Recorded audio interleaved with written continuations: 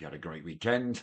Welcome to Monday afternoons foray around what's happening in markets, and let's get into it as I always do. Let's just put up this important message just to remind you that this is for educational purposes only. Please do your own due diligence on anything you see here. Make sure you follow trading plans. And of course, make sure you manage risk on every trading action. That's entry and exit, consistent with your own personal trading objectives and financial situation. So let's get into it, shall we? Um, let's look at the headlines and then we'll sort of have a deeper dive, see if we can find some charts of interest on what could be a very interesting week going forward. So let's look at what's happening. Of course, looking back on Friday, a bit of a mixed session in the US. Nasdaq hit new record highs. Big tech are really interesting. They're poised at buys, or nearly buys technically, and it'd be interesting just to see if much happens over the next couple of days while waiting for the Fed to do their thing. Of course, the Fed is in focus this week with the interest rate decision. From a geopolitical point of view, stroke trade, we have US-China talks going on. And of course, we've got Russia who keep on impinging on NATO airspace. We had the Poland incident last week, and there's talks of potentially a Romanian incursion as well. There's other testing the NATO's resolve and what the Eurozone may do about that. Worth keeping an eye on, as of course any escalation of that situation may be significant. Back to markets as they are doing now. If we look at US futures, they're pretty flat today. Asian markets are mixed today. European futures pointing to a cautiously positive open. In the FX world, the US dollar index has breached support, but selling pressure looks as though it's weakening. We haven't got a continued sell-off after that support breach. Check out charts of this and gold, which has paused near new highs in a little while. Copper is holding below the 200, not the 2000 EMA. Apologies for that. And oil is testing support after what was a very choppy week last week. We had a move up in the early part of the week, and then since then it's really been quite choppy. We'll check out all of that in a moment. Bitcoin is, after a positive week last week, is fairly near 116,000 resistance. We'll check out that chart as well. As I said, the Fed rate decision is on Wednesday. We are expecting a 0.25% cut, maybe even 0.5%, but it's more likely that that'll be pushed through to October. We've got Chinese retail sales and jobs today. We've got Eurozone trade balance also due, and it'd be interesting to see what the impact of tariffs may be on that figure. Normally, the markets would not really care, to be honest, too much on trade balance figures unless they're really wide of the mark. But in the here and now, it just seemed to have a greater interest on any trade balance figures, just to see if any clues can be gauged on what is happening and what may happen going forward. So that's what we're looking at. Let's just have a look at some charts and see what we can find. I'm going to start with the Nasdaq. And you can see there, this is the hourly chart. So pretty flat today, but there's those record highs again on Friday. If we put it on a daily chart, you'll see there what's happening. You'll notice a nice little gadget here, which I'm doing some work on. Those of you, just keep your eyes peeled for other potential dashboard components. But what this essentially does is tell me what time the major markets open. Now we are on a break in the Nikkei. We're open on the ASX, and of course, US FTSE and DAX are closed. This little gadget does adjust to DST, and adjusts during the course of the year whenever that changes. So that's pretty hoopy, isn't it? Anyway, that's one of the 17 things I've been working on over the weekend, but I quite like that. I'll tidy it up from an aesthetic point of view, but yeah, just to answer that question. Okay, so that's the Nasdaq looking great. US 500 looking very similar. Didn't push any higher on Friday, and you can see it's pretty neutral today again. We've got 6,600 on the futures contract. There is a key level. All of these are worth looking out for. It'd be interesting to see if we end up in a range between now and Wednesday until that rate decision comes out. Of course, any significant geopolitical news or possibly a true social post or two may, of course, move markets as we go. If we check out what's happened to the USD, you can see we had that breach there on Friday through support, lowest close since back here on the 23rd of July. And pretty neutral today so far, but of course, that's been one of the key factors that has seen gold push up to new record highs. You can see it's trading around about this 36.45 level at this stage on this futures contract. Whichever way you slice it, this is looking good. We have got a couple of lines in the sun now. I'll probably put one at around there, around about 3,630 as support. And of course, we have got the resistance now around about 36.55, which we've tackled 1, 2, 3 times over the last 4 trading days. Of course, we had that brief foray to the upside on Tuesday last week, before pulling back down a sort of breach of, a sort of breach of that level for a couple of hours before it moved back into this range. So interesting price action on gold. But at this stage, I think the markets are pricing in we're going to go higher. Certainly, any dovishness from the Fed is going to help us along. Also, keep an eye on US Treasury yields. 4% is a key level. If we get the Fed cutting and yields don't hold that level or even don't drop below it, that may mean some disparity between what the markets are thinking and what the Fed is telegraphing. That will have an impact on USD and ultimately gold. So just keep an eye on that as well as we go forward. Copper had a good week last week as well, pushed up to high. There's only a profit taking pullback on Friday. As I said, sitting beneath the 200 MA at this stage. Not much action in Asia so far. We're really sort of, after this retracement, we're looking to see if we can get back up towards this 470 level, which would be a level of interest, I think, from a technical point of view. So I'll put some support maybe now. We've had several attempts to close beneath 464.50.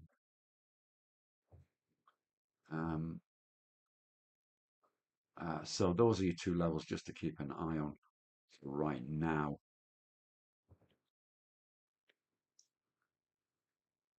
G'day, Lita, and Wayne, and David, and Roger, and all of you in the chat box. Just a quick check in there. Thank you very much for popping in. If you like what I do, if you click that like, it helps. It helps a little bit, apparently, so I'm told. Anyway, on to oil. As I said, really choppy week last week. The early part of the week was dominated. Headlines were dominated by that bombing of Qatar by the Israelis, and then we got a pullback. So sort of kicking around this sort of I'm watching 62 as a level. I think that's probably a good level to watch, which was the lows of last week and the lows of the week before. A push through there, could see it back down to 60 in the not too distant future, but the jury's out on that. Not really a tradable option at the minute. Bitcoin on the daily chart shot its way up to 116,000 or nearly 117,000 actually, and has pulled back to 116 on just over the weekend there and on today's trading. So it doesn't look as though there's the buying pressure to take it. What looks like a quite an important technical level here.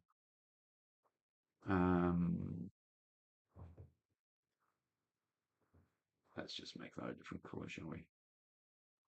So I would say that this is the level to watch out for on Bitcoin at around about that 160. Let's call it 117,000. Nice round number there. A possible move up if we do breach that to 120 again. So 3,000 potential up move. But at this stage, it doesn't look as though it's got the appetite to do that. Moving into the FX world.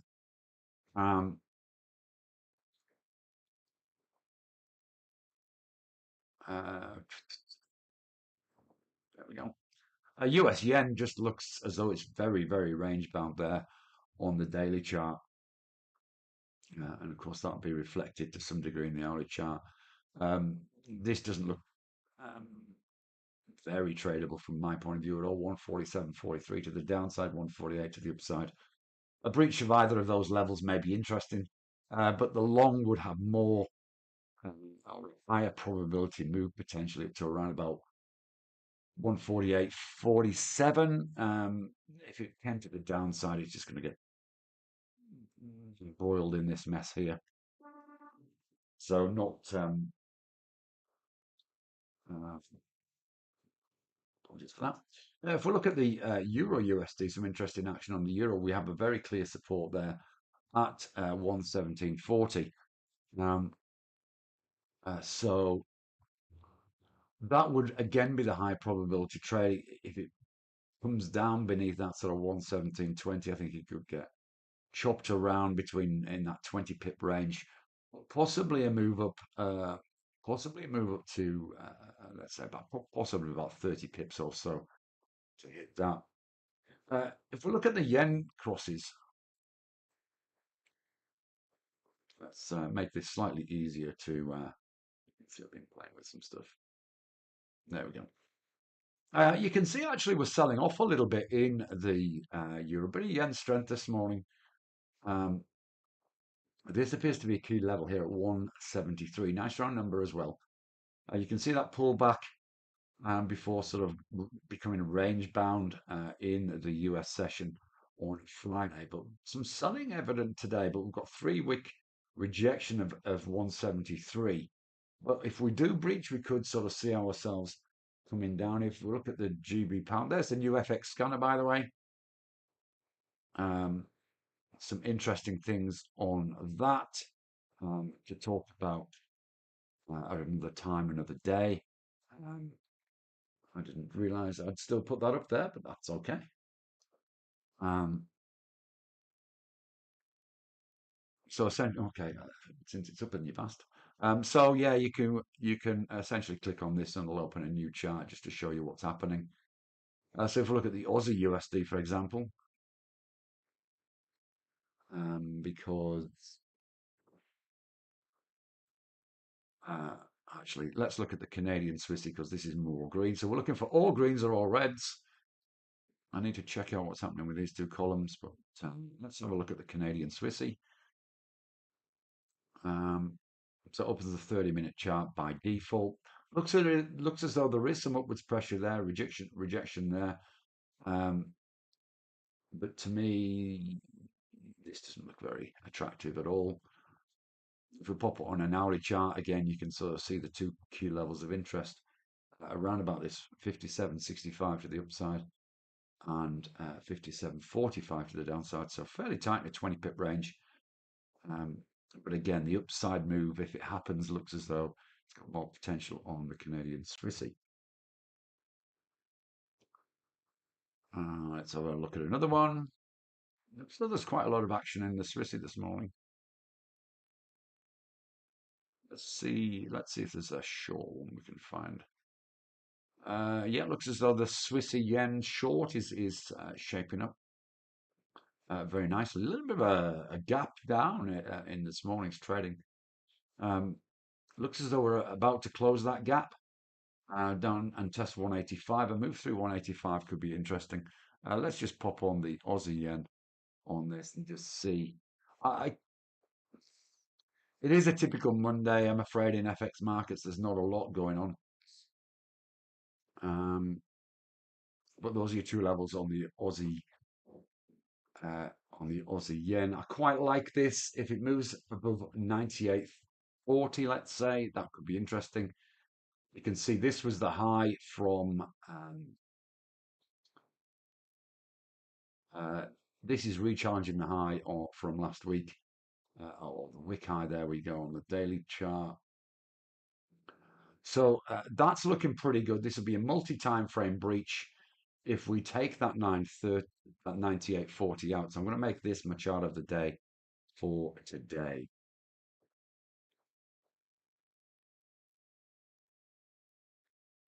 Okay. Now, let's just see if we can pop onto.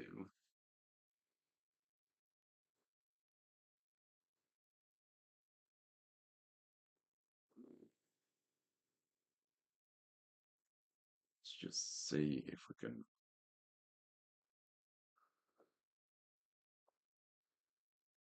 No, it doesn't like the internet this morning. So I'll just tell you where Asian markets are at this stage. Oh, okay. So ASX is down about 0.4%. Nikkei just continues to pile higher.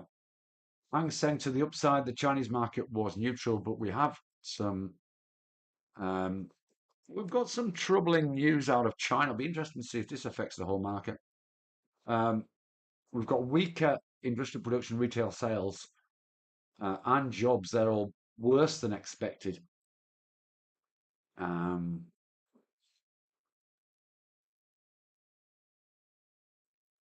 that's sort of interesting. We do, as I said, have that European trade balance out this afternoon. It's expected to tick to the upside.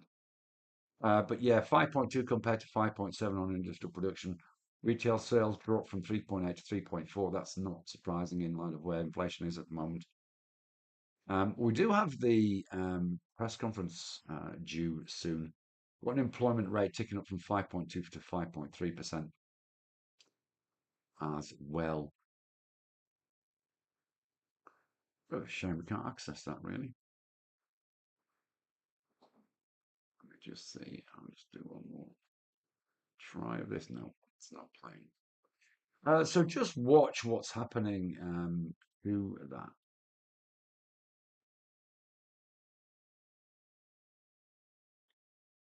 Over this May with that weaker Chinese data. I wonder which currency will be worst affected, or maybe just we'll get a sell-off in some sell-off in all the risk-on currencies. There's the Aussie yen. That's not. Let's check out the US indices. Yeah, they don't like that number much, to be fair. So it just could be one of those days which struggles to make any headway, really. But I think it's probably worth rechecking in on markets when European markets open. But that's not good news coming out of Asia uh, from the Chinese. We don't need the Chinese economy to slow down. It's probably one of the things that's helped things along a little bit. If we shift to the ASX,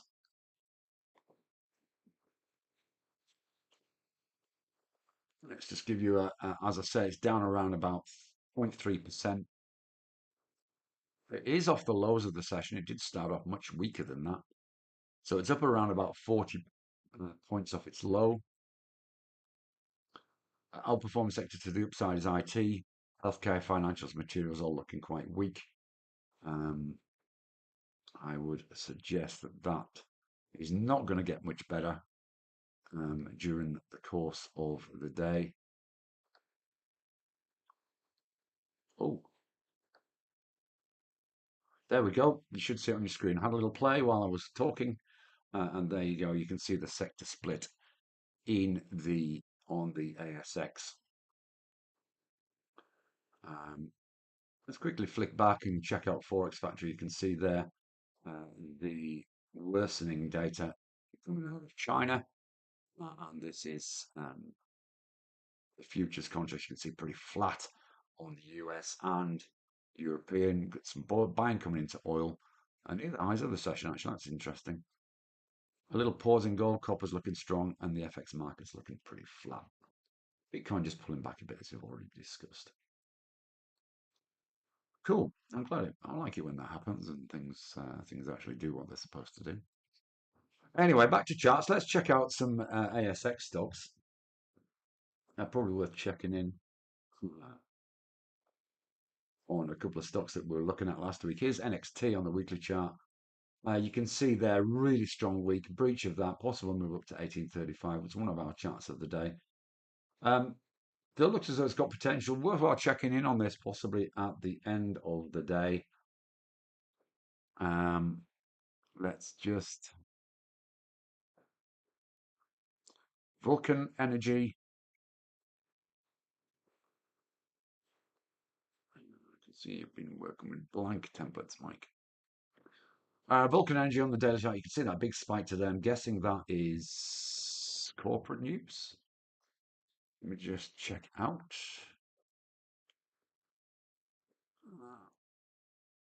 Um, okay, they've got approval granted for a commercial lithium plant. That's what's helping that up.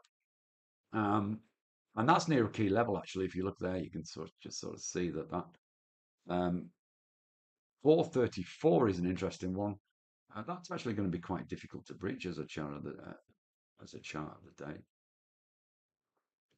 Worthwhile quickly having a look at Nvidia. Keep this on your radar. We're pushing up against 179. I'll be waiting to 182 to have a look. I wanted to have a look at IEL as well. It's a stock that we've talked about before.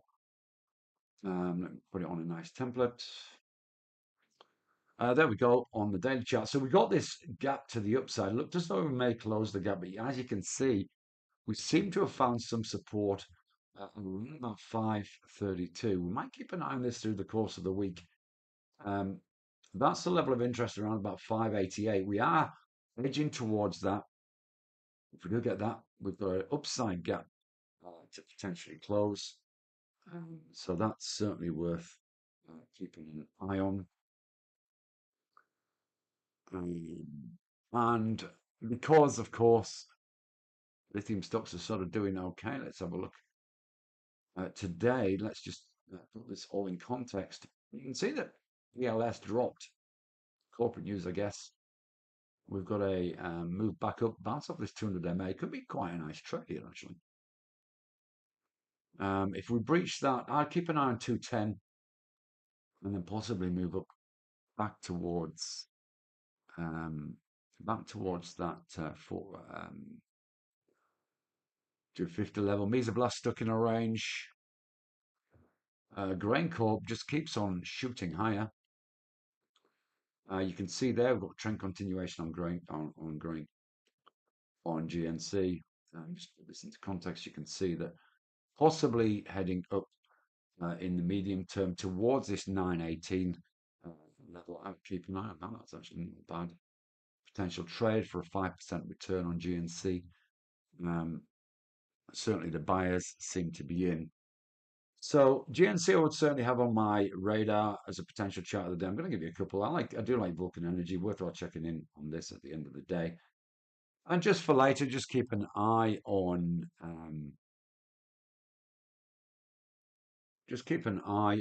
IEL. Should we get some buying pressure towards the back end of the day? But this is one probably worth keeping on your radar for the next couple of days. Onto the US, we've already had a look at Nvidia and the trials and tribulations of that. Let's have a look at Tesla, which is just going from strength to strength. Let me just put it again on a pretty chart. Prettier chart. I mean, this is extended hours trading. I'm not sure what's happened to Tesla, but that shoot up to 395 is very, very significant. If we just take it back, you'll see how important that move is. So this was the level we were looking at previously. We breached this on Friday. 365 is the key level. And really nice close. We talked about this level last week, and you can see that move up almost to $400. Really quite spectacular if you're in Tesla. Well done. I would be potentially looking to, I think it might get stuck around here, but this is looking very positive indeed for Tesla. Um, the other one that I really quite like is Micron Technology. So you can see there, continuing to push higher in extended hours trading. I just think big tech is just such a good place to be at the moment. So MU, Tesla, and Nvidia are the three I'll be keeping an eye on for right now. I haven't had a look at a Microsoft chart, to be fair. Let's just do that. Bit flat today in extended hours after this pullback. I was sort of thinking we might get a bounce. Looking at 510, doesn't look as though the market likes it particularly. So that's sort of interesting, and we were keeping an eye on airlines. Oops. And airlines seem to have paused a little bit, so we'll just leave that well alone for right now. Zoom, we were also looking at actually, but that has pulled back a little bit. It looks as though it got stuck at around about 86. So in terms of the US, Nvidia looked great. Um, Tesla looked great, but might be done for right now, and MU are looking good as well. Let's just put that MU chart back on here for you to we look at.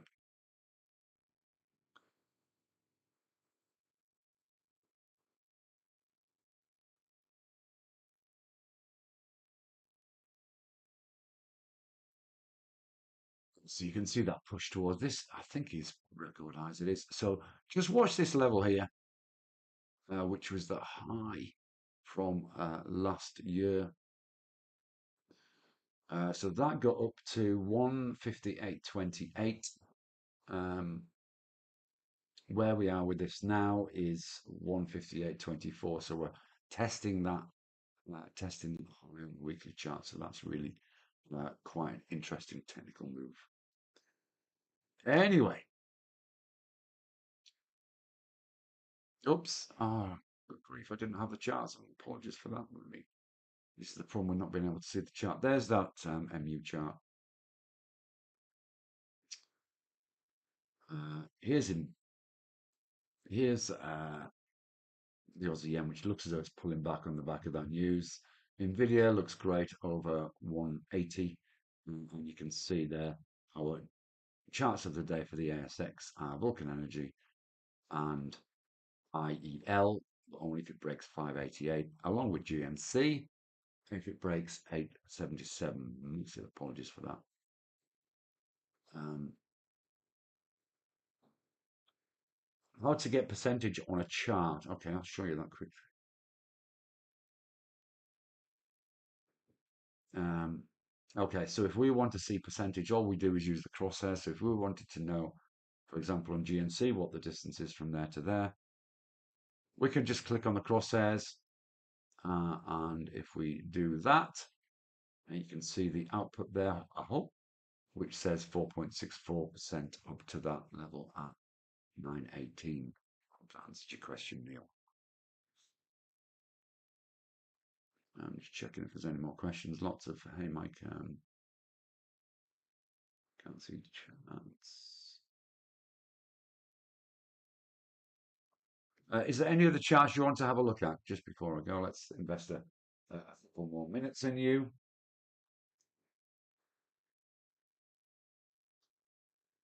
Let me know. Just quickly type them in.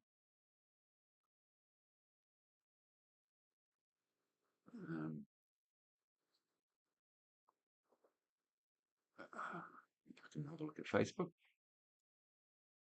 Just on the big tech theme, you can see Facebook, like Microsoft, pull back to a level. We've sort of made it back up to around about 754. Looks as though there's some resistance there. Possible move up to 786. Not jumping up and down about that one.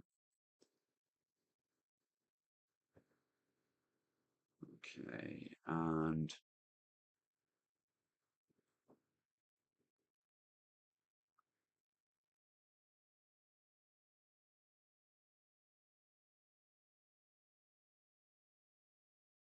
360 ASX, there's just trend continuation all over the place. There it is. I didn't show it before. This has been a chart of the day. So many times I've lost count. But obviously, that's the level to look at. Over $50 now in today's trading. We need to see that hold and some buying into the close. But currently, it's at 50.56, so it looks good to do that. Paladin is stuck in a range, really. I'm not really interested in Paladin, but 360 ASX. There you go. There's a bonus chart of the day for you for being so tolerant. Anyway, that should do it for now and for today. Thank you very much, everybody. Um, thanks to JT. Sorry. Um, thanks to Lita and Neil and Roger and Wayne and Sonia and David, everybody who and Jean-Francois. Thank you very much. And hi, Lita. Um, thank you very much for popping in today. It's been a pleasure and a privilege. Um, just watch out for a couple of special sessions this week. You can see I showed you a couple of things that I've been looking at, and I'm this is going to be really innovative. Um, so I look forward to sharing that with you soon. Anyway, take care. Enjoy the rest of your Monday. Thank you very much once again. Catch you later. Bye bye for